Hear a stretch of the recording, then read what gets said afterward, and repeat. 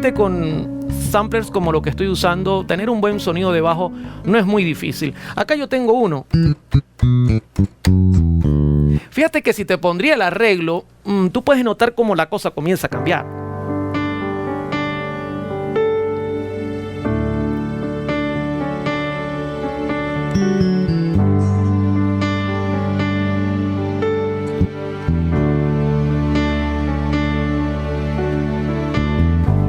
¿Qué fue lo que hallaste en mí para amarme tanto? ¿Qué hay en mi corazón que valía la pena? ¿Por qué morir por mí? Entonces la música ya comienza a tocar y a tener ya su arreglo completo, ¿no? Ya el tema comienza a sonar como debe sonar. Aparte, deberían usar lo que uno llama colchones, por ejemplo, un pad un poco más abajo. Na, na, na, na, na, na. Na, na, na, na, na. Na, na, na, na, na, na.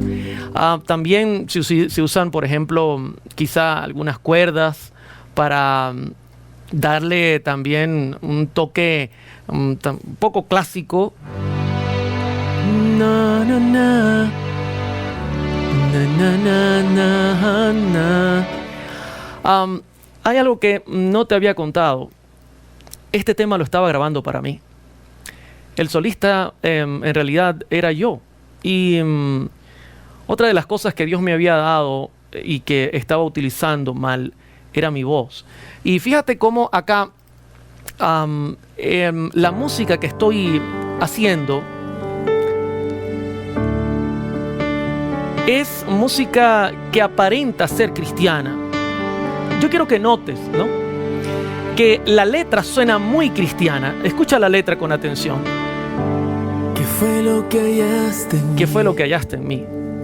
Para amarme tanto. Parece que le canto a Dios, ¿verdad? ¿Qué hay en mi corazón que valía la pena? Pero, ¿sabes que la letra... ¿Por qué morir por mí? La letra es clave en música pop balada cristiana. ¿Qué valdría si no te aceptaría? Tu sacrificio fue tan alto por mí. Y grabando esta música en este pequeño estudio, haciendo este arreglo, fue que el Espíritu Santo me comenzó a mostrar que esto no tenía nada de santo. En realidad esto era una copia de lo que yo hacía en el mundo, solamente santificándolo gracias a la letra. Ese es el trabajo de la letra.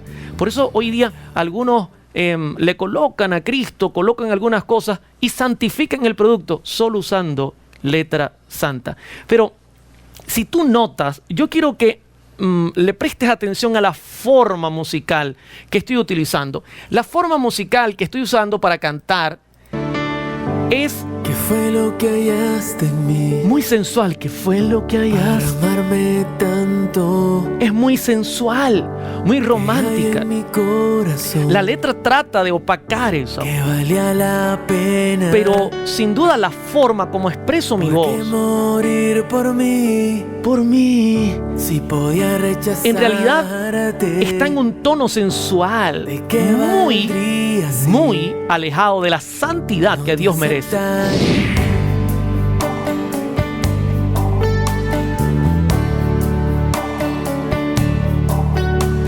El arreglo, estoy utilizando, por ejemplo, algunos acordes con séptimas, con novenas, con tonos disonantes y con esa suavidad para crear ese aletargo dentro del ambiente. O sea, esto todo está preparado con un fin, mis hermanos. Esto no es coincidencia. No fue que yo lancé unos tonos y comencé a cantar. No, esto es como conocer cómo hacer el veneno del alacrán y luego inyectarlo a las personas que están escuchándote desde el púlpito para que al final, hipnotizadas, terminen diciendo amén. ¿Amén a qué? Amén a una letra que entre comillas es cristiana, pero que la forma en ningún momento representa a Cristo. Sí, un amén para eso. Por eso utilizo este tipo de armonía suave.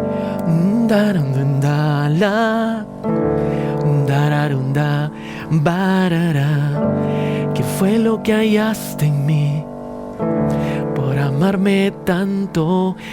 Hace unos días que escuchaba cómo algunas personas tratan de involucrar el jazz dentro de nuestros cultos, ¿no? Me imaginaba, por ejemplo,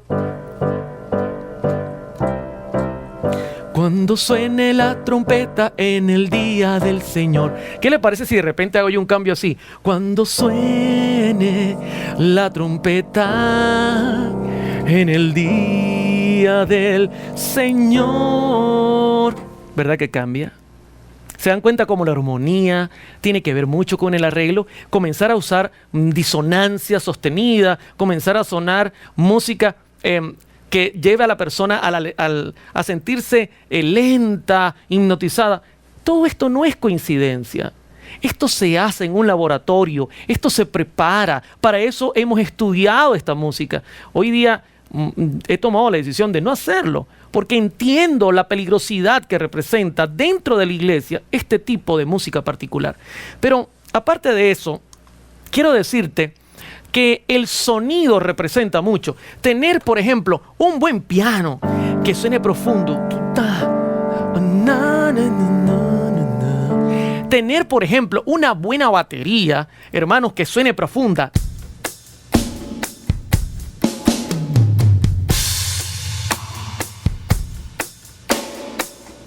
Tener, por ejemplo, una buena guitarra distorsionada que haga los solos y que le dé ese sonido pop. Y que cuando llegue al clímax te lleve a ese punto. Eso todo está preparado. Eso no es una casualidad. Por eso siempre he dicho que el sonido tiene que ver en el producto final. No es casualidad que la batería tenga un buen punch, que el bajo tenga un buen punch, que la guitarra tenga una buena distorsión, que el piano. No, todo esto está preparado para hipnotizar tus sentidos, para de alguna manera dominar tu mente. Esto no es casualidad. Esto está preparado. Por eso se estudia tanto la materia del sonido a la hora de ser un arreglista profesional, de ser un músico profesional, de ser un productor profesional, cosa que en ninguna universidad se aprende yendo. Y entonces yo estudio piano o yo estudio violín y entonces salgo y creo que voy a hacerle un disco pop a alguna persona. No, son cosas muy diferentes. Es muy diferente un músico, por ejemplo, que se ha graduado y con mucho respeto en escuelas donde ha aprendido la armonía, la melodía, donde conoce la historia de la música. Muy bien, excelente. Pero a la hora de ir a un estudio, a la hora de hablar de la música que está golpeando con dureza a la iglesia, estamos hablando de dos cosas muy diferentes, muy distintas. Cosas que sin duda tenemos que prestar mucha atención. Por eso, cuando producía este tema, el Espíritu Santo comenzó a hablar a mi corazón y a decirme: Oliver, no es posible, esta música es como la que tú hacías en el mundo, lo único que estás haciendo es santificarla con la letra. Ahora, yo hago la pregunta, ¿y en qué puede influir esto? ¿Cuál es el problema, hermano Oliver? Vamos a ir al punto. Yo quiero ir al punto contigo, querido hermano, querido líder, pastor, músico que me escuchas. En primer lugar, ¿sabías que hay un porcentaje muy alto en el mismo seno de la Iglesia Adventista del Séptimo Día en cuanto ¿a qué? Adulterio, fornicación, homosexualidad, por abrir estas puertas al enemigo y por permitir que esta música, que juega un papel protagonista dentro de los movimientos de reavivamiento que no tienen que ver nada con la santidad, permitir que esto entre, sobre todo nosotros como líderes, permitir que esto entre y decir: no, ese muchacho que está hablando allí no sabe de lo que está diciendo. Querido hermano, en la iglesia hay un porcentaje alto dentro del mismo seno de la iglesia de adulterio, de fornicación, de homosexualidad, de contemplación de la pornografía. Y no nos debería sorprender. ¿Saben por qué no? Porque así como ocurre en el mundo secular, pregunto, en el mundo secular hay balada, hay música pop, hay música jazz, Sí. Y pregunto, ¿hay adulterio, fornicación, homosexualidad, lascivia? Sí. Claro que lo va a haber, mis hermanos. Porque esta música acompaña esto. La mayoría de los músicos seculares tienen esa tendencia a liberar, a ser adúlteros, fornicarios, homosexuales y contemplar pornografía. Todo lo basan en torno al sexo. Y asimismo, como el mundo presenta este mensaje que es un espejo de la música que están escuchando y produciendo, en la iglesia se está mirando el mismo resultado. Por eso Cristo dijo en Mateo 7, por sus frutos los conoceréis. Lógicamente, un árbol bueno no puede dar mal fruto y un árbol malo no puede dar buen fruto. Ahora, en Gálatas 5:17, el apóstol Pablo escribió en cuanto a esto. Y noten lo que dice, me llama la atención, Pablo, como siempre, un teólogo que daba en el blanco. Él dice, porque el deseo de la carne es contra el espíritu, y el del espíritu es contra la carne, y estos se oponen entre sí, para que no hagáis lo que quisierais. Pablo lo tenía claro, mis hermanos. Lo carnal y lo espiritual no pueden estar juntos. Hay una guerra entre los dos. Y por eso, hoy día, al mirar las estadísticas, nos damos cuenta que esta música que ha entrado como que yo soy la dueña y aquí no hay vigilancia, está causando grandes estragos dentro de la iglesia. Pero aparte de eso, quiero decirle que con esta música que yo les acabo de tocar y que yo estaba grabando, no solamente veo este problema, sino que además entendí que ponía en peligro mi matrimonio. Y usted dirá, ¿su matrimonio, hermano Oliver? Claro que sí. Ponía en peligro mi matrimonio, mi hogar. Pues yo estoy claro que al estar en el púlpito cantando música como esta, seduciría y enamoraría, mis hermanos, a las mujeres de la iglesia. Usted dirá, ¿cómo es posible? Claro que sí. Música sensual, acordes sensuales, una melodía entonada de manera sensual, con letra, entre comillas, cristiana. Hermano, esto es sensualidad, esto atrae la atención femenina. Sobre todo la mujer que está hecha para que el amor le entre por los oídos, sería muy fácilmente seducida. Y hoy día no solamente hemos visto que la música ha dañado seriamente a mucha gente dentro de la iglesia, sino también, inclusive cantantes cristianos, han terminado en adulterio, en fornicación, por causa de la música que ejecutan como un medio para mantener sus sentidos embotados. Así que imagínense yo cantando sensual, de manera romántica, nada solemne, y por supuesto colocaría en peligro la vida de todos los que me rodearan allí. Por eso decidí también abandonar este estilo. En Proverbios capítulo 6, versículo número 27, el rey Salomón, un hombre que estuvo en fiestas y que después de vivir una vida consagrada se apartó del Señor, escribió: ¿tomará el hombre fuego en su seno sin que sus vestidos ardan? Yo no puedo tomar música sensual, ejecutarla en la iglesia y luego creer que no va a haber un resultado. Claro que lo va a haber, mis queridos hermanos. Claro que lo va a haber. Si tú tocas música solemne, música santa, habrá un resultado. Pero si tú tocas música secular, cuestionable, sensual, romántica, por supuesto que habrá un resultado. En tercer lugar, ¿cuál era el problema?